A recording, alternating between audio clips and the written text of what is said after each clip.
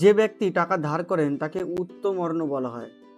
বার্ষিক R/2% সরল সুদের হারে 2p টাকা টি বছরের সুদ আসল 2p প্লাস কত হবে? তার মানে 2pটা হচ্ছে কি আমাদের আসল, তাহলে এর সঙ্গে শুধুমাত্র আমাদের সুদটাকে জুড়তে হবে, তাই না? তাহলে সুদের ফর্মুলা কি আমাদের PTR/100, তাহলে p বলতে এখানে 2p, t মানে কি t বোঝাচ্ছে, আর r মানে R/2/100।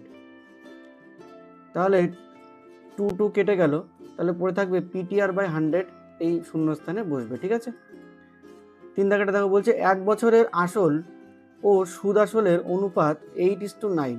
তার মানে এটা হচ্ছে p, এটা হচ্ছে a। ঠিক আছে, তার মানে আসল যদি আমি 8x টাকা ধরে নিই আর সুদ আসল যদি আমি 9x টাকা ধরে নিই, তাহলে আমার সুদ কত হবে, অর্থাৎ আয় কত হবে, তুমি বলবে x।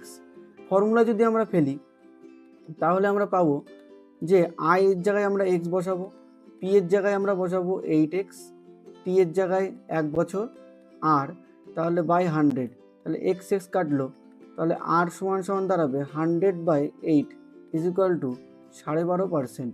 এটাই হবে আমাদের অ্যান্সার।